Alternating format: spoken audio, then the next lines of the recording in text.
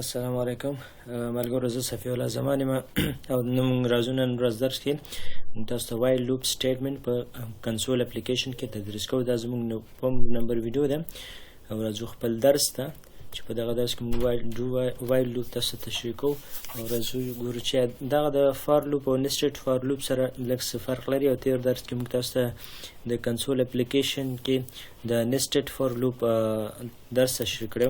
نو راځو اوس دې کې چې دی موږ د وایل لوپ کې کوم کانسپټ چې دی د سینټیکس کوم یو دی هغه ټول موږ تاسو په دې کې تشریح کوم. زه دا پخوانی کوډ په دې کې کامنټ کوم تاسو ته او اوس ګورو چې هغه وایل لوپ چې موږ نن ورځ موضوع ده هغه به تاسو ته په ډیټیل سره تشریح کوو او اگزامپل به هم پکې ودانه موږ تاسو ته جوړ کړو. ښه راځو اوس خپل اول د دې سینټیکس ګورو. ګورئ سینټیکس یې داسې دی چې وایل لوپ کې اول موږ باید انیشیالایزیشن کوو، یو ویریبل ډیکلیئر کوو چې د هغه به په هر یو نوم سره وبوسي. بیا وایل لوپ لګو چې په وایل لوپ کې به موږ کنډیشن لګو چې دغه لوپ باید څومره دوام وکړي. په هغې کې دننه بیا موږ خپل کوډ اکزیکیوټ کوو.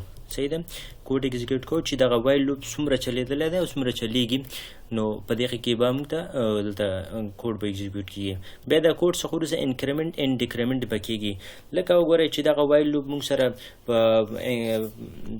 څومره پلس کیږي ورسره هغه به ټول موږ دلته تاسو ته لیکو. لکه انکریمنټیشن اینډ ډیکریمنټیشن به دلته ورسره ترسره کیږي.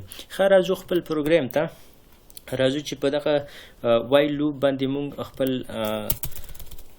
کانسپټ کلیر کو. زه دا به لږ زوم کوم چې تاسو ته بهتر ښکاره شي. ښه زه دلته د اول موږ ویلو چې انیشیالایزیشن ده. نو زه دلته یو ویریبل ډیکلیئر کوم د آی په نوم باندې. آی مساوي کیږي د یو سره. زه غواړم چې دلته آډ نمبرز تاسو ته شو کم. نو د دې د شو کولو لپاره باید زه دلته دې ته اساین 1 کړم، ځکه چې هلته پلس کیږي انکریمنټ کیږي نو باید دا ماته آډ نمبر سره وښوي. صحیح.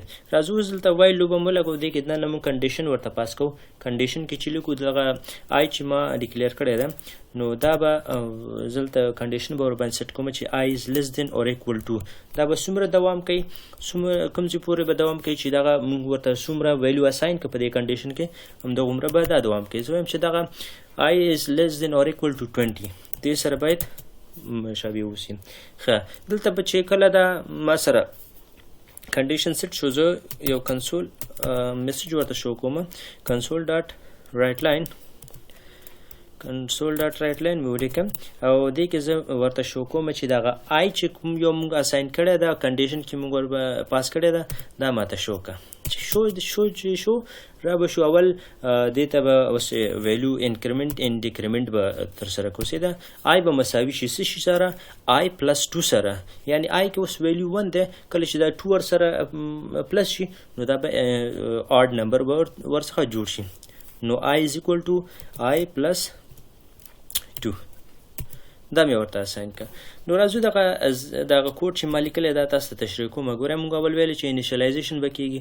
انیشیالایزیشن په ځای کې موږ یو آی ویریبل واخیسته، آی ته مې 1 اساین کړه. صحیح ده. نو وایل لوپ مې ولګو. دلته کنډیشن کې مې ورته پاس کړه چې دا آی به لیس دین اور ایکول ټو به 20 پورې شي. صحیح ده. دا لوپ به څومره وچلیږي تر څو د دې آی ویلیو مساوي د 20 سره یا کم له 20 څخه وي. کله چې 20 سره مساوي شو بس دا به کنډیشن به فالس کیږي او دا به کنټرول به سټاپ کیږي او راوځي به د بریکټ نه دلته به یعنی زموږ لوپ به بندیږي دغه ځای پورې. صحیح ده. نو دغه لاین اف کوډ چې دا موږ لیکلی دا ما تاسو ته تیر ویډیو کې ویلې چې تیر ویډیو د آی په آیکن کې تاسو مو ښودلی شو. نو دغه تاسو ته په تیر ویډیو کې مې ویلې چې دا د سکرین د ساتلو لپاره یعنی سټیبیلیټي لپاره کارول کیږي. ښه راځو خپل دغه کوډ رن کوو یو ځلې.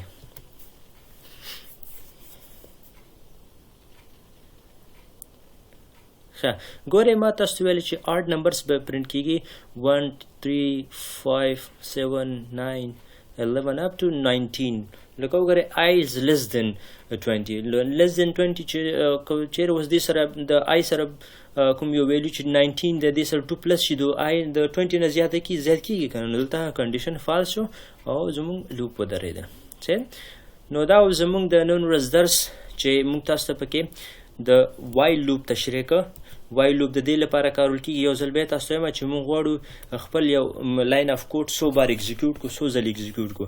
همدغسې فار لوپ او nested for loop دا ټول همدغه یو کار کوي، خو د دې لپاره چې یو لاین اف کوډ یو سیکشن موږ بار بار اکزیکیوټ کړو، د دې لپاره کار کېږي. سو دا زموږ نن ورځ درس، او د نورو لا بهترو ویډیوګانو لپاره زموږ چینل ځان سره سبسکرایب کړئ، لایک کومنټ شیر له یاده مو ونه وځي.